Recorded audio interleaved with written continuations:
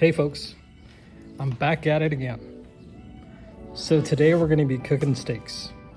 Not only one, but 2 and 3 New York strips in 3 different ways.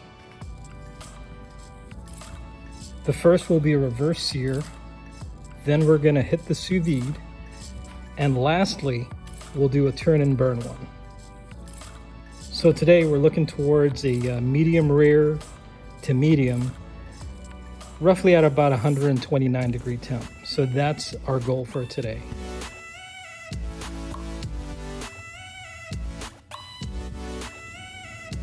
These steaks are only about 1 inch thick, so I really have my fingers crossed on how this is going to turn out. A few years back, my nephew Matt introduced me to sous vide, and I've never looked back.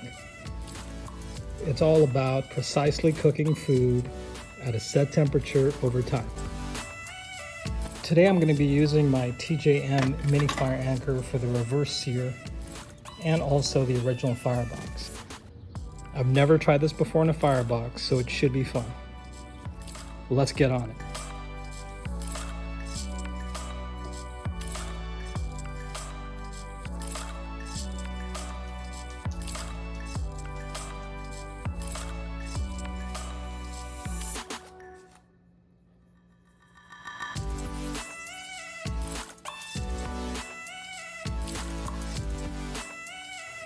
So I'm going to start off by lightly seasoning the steaks with salt on both sides.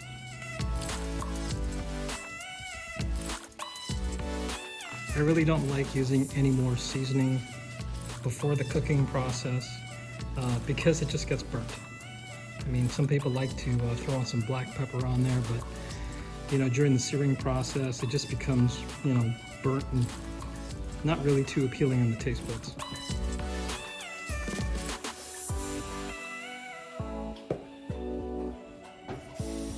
Alright, all we need to do now is just vacuum seal this guy and we'll get it ready for the bath.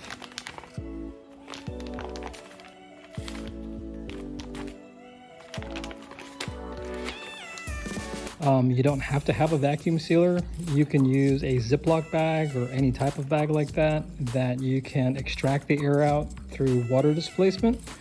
What I'll do, I'll stick some more information about sous vide in the description, and you guys can take a look at it. There's quite a bit of information on sous vide, and it's highly suggested for steaks, especially now when the price of beef is so expensive. You really don't want to mess up your steaks.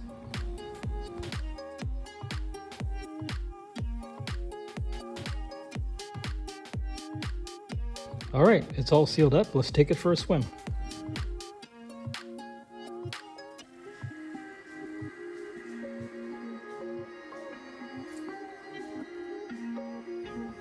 All right, this is my Anova immersion circulator, and I'm just going to go ahead and set this to 129, temperature of 129, and also set the cook time for 3 hours.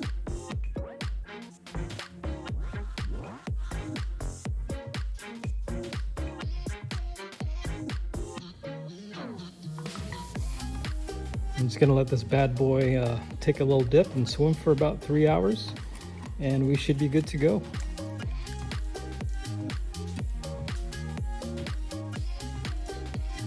I'm just going to go ahead and clip it onto the side of the pot just to make sure that stays in the water and stays submerged.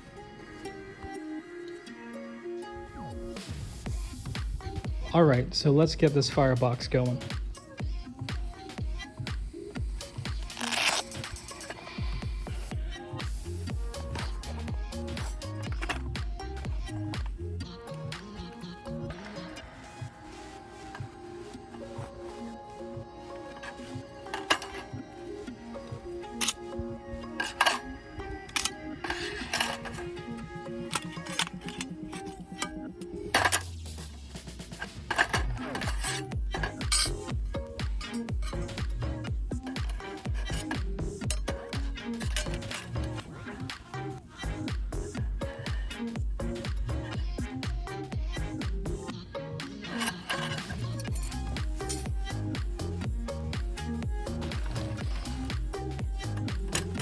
I'm going to be using charcoal for this desk so I can get a consistent temperature. I'm going to fill it all the way up to the top so we can get some good heat for searing.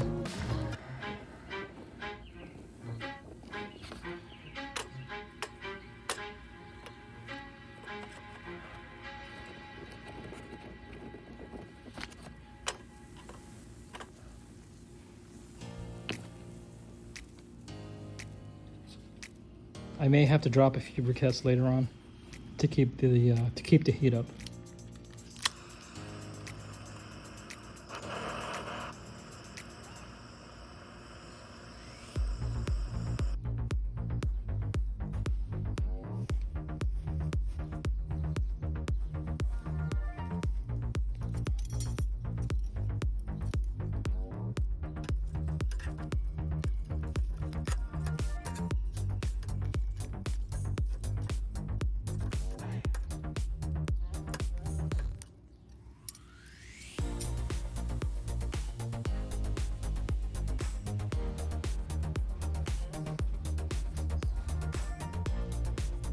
All right, let's get this mini fire anchor set up. Basically all you do, you stick the bottom half in the ground and you just insert the top half.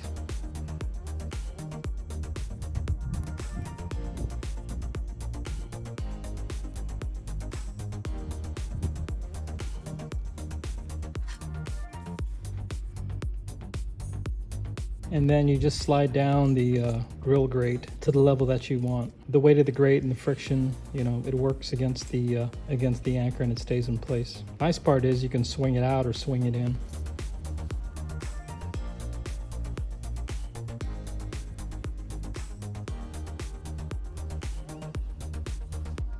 I'm gonna use a digital thermometer just to see where we're at on the temperature. So for this reverse sear, we just want it to be below 129 degrees. And as you can see, the temperature is too high. So we're gonna have to raise the grill grate a little bit higher. We're gonna wanna try and get that temperature a lot lower than that, probably like about 110, between 110 and 115.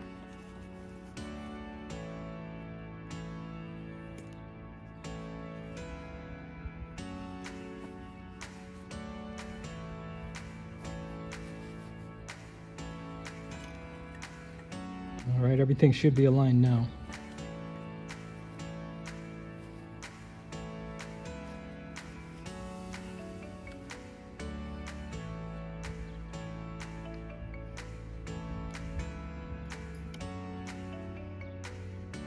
Looks like it's going to settle down to about 113, which is just about perfect. And let's grab the meat.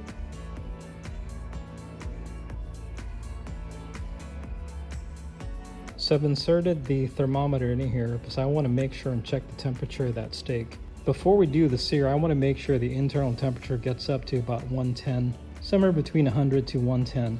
Then once we get to that temperature, we can, you know, easily sear it, and it's going to go up some more to that 129 temperature that we're wanting.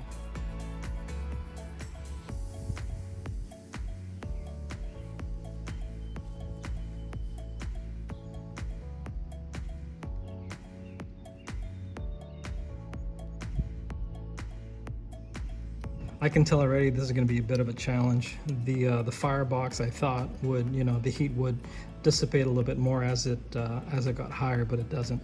It's more focused on the center, so I'm going to have to flip this thing around. All right, looks like we're right about 109 on the internal temp. I'm okay with that. The edges aren't really up to temp, I don't think, but I think the majority of the steak is ready. So we're going to go ahead and do the sear.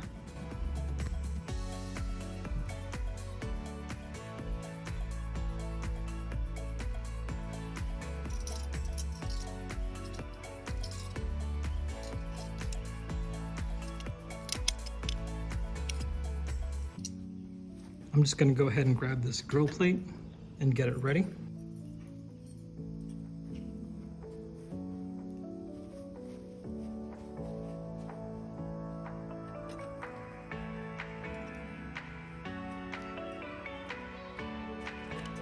Or try to get it ready. Wow, I feel really uncoordinated today. All right, so I'm gonna slap some oil on this so it doesn't stick too much to the grate. But you can tell already, just at this temperature, just at this low temperature, the fat on this beef is already starting to sweat, which is great.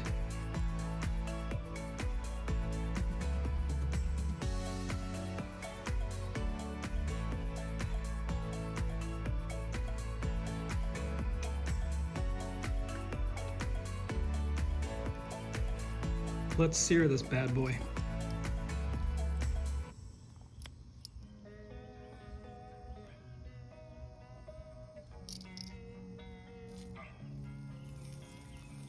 Oh boy, this is going to be a challenge.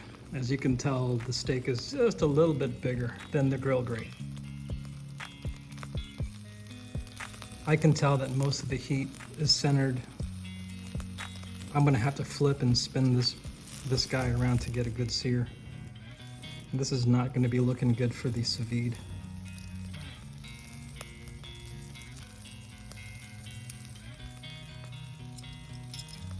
All right, looks like we're up to that temp and we're done.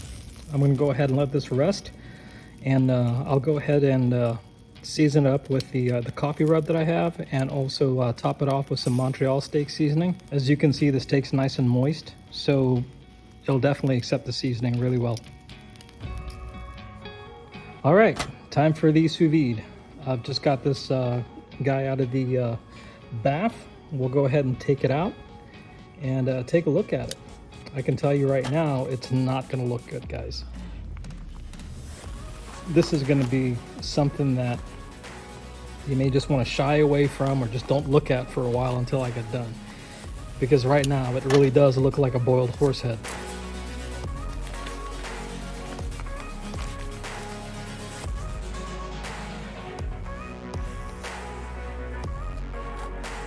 So one of the things that we're going to need to do is go ahead and dry this guy out. But as you can tell, the fat's already beginning, to be rendered. It's been in the bath at 129 degrees for 3 hours. So it is cooked right now in its state to a perfect medium to medium rare.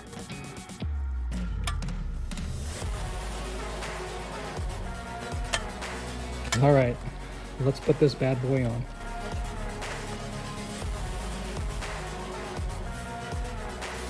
I'm gonna have a strong suspicion that, we might overcook this because of all the flipping and turning and flipping and turning I'm gonna have to do to get this thing properly seared. I'm hoping that I don't overcook it too much.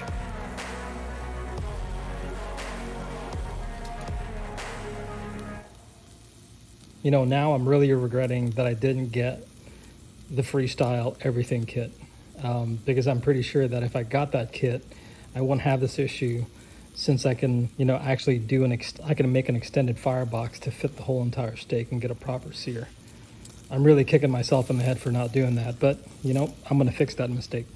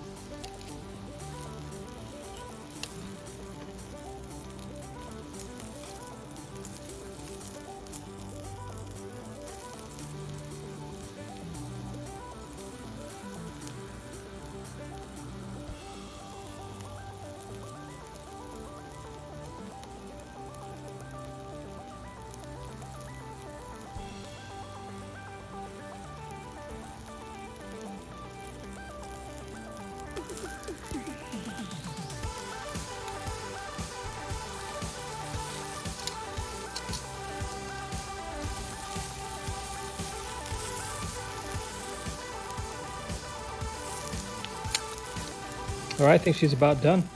We're gonna do the same thing like we did to the first steak.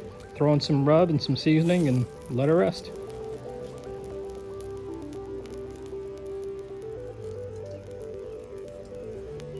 Next up is gonna be the turn and burn. Let's see how this one pans out.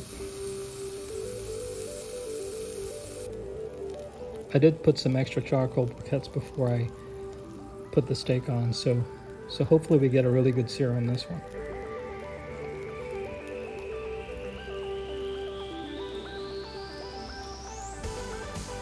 I'll tell you what, guys, the smell of cooking beef or grilled steak, it is amazing, and it is making me hungry.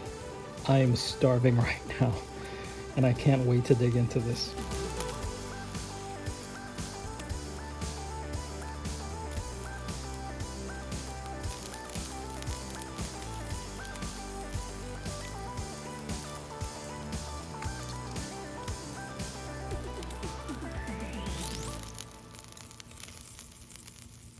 As you can tell, you can definitely see on the edges where it's not cooking that well, so kicking myself in the head for not getting the Freestyle everything kit.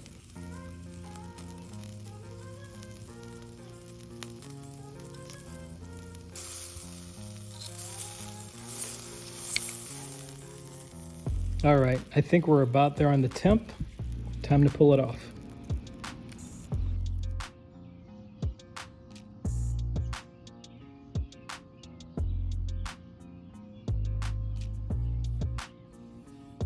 All right, are you folks ready for us to cut into them? I certainly am.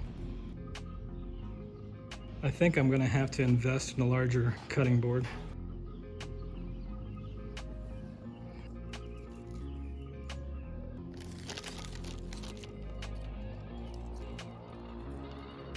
All right, first up, the reverse sear. So what do we expect with this guy? Or if I cooked it correctly, we should see a nice pink center all the way towards the edge with not too much gray meat around the center. So let's take a look and see how well we did.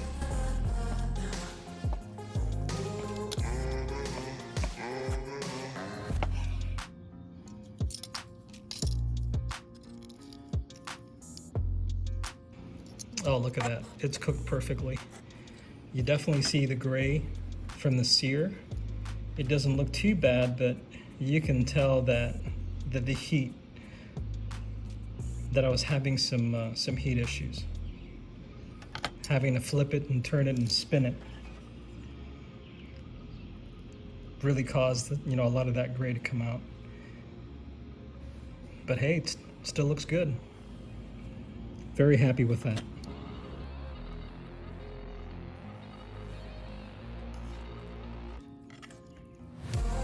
All right, next up is the sous-vide. This one I expect, a lot of pink throughout, not too much gray, but just a lot of pink.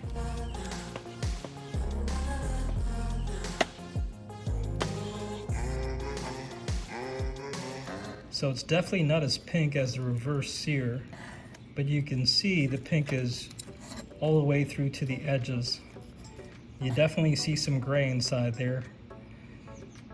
I think having to flip this guy, over and spinning it around to get a good sear, I think cooked it a little bit longer than it should, but you can definitely see where, there's not too much gray and mostly all pink as expected.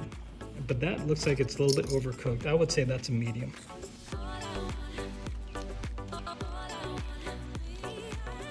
All right, time for the turn and burn. What do you think?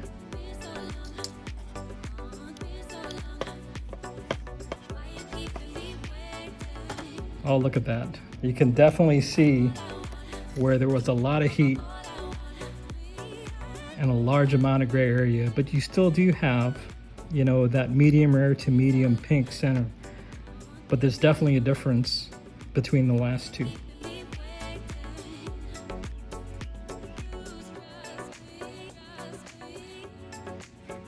So let's break this down. Does it really matter how you cook the steak? Not really, because in the end, it's gonna taste good once you season it right. It's really up to you and your preference on how you want to eat the steak, right? So, to each his own. But I can tell you right now, I'm gonna be enjoying eating these steaks. All right, folks, if you like this content, go ahead and hit the thumbs up and subscribe button. And if you have any suggestions or any recipes you want me to try, go ahead and stick them in the comments. Have a good burn.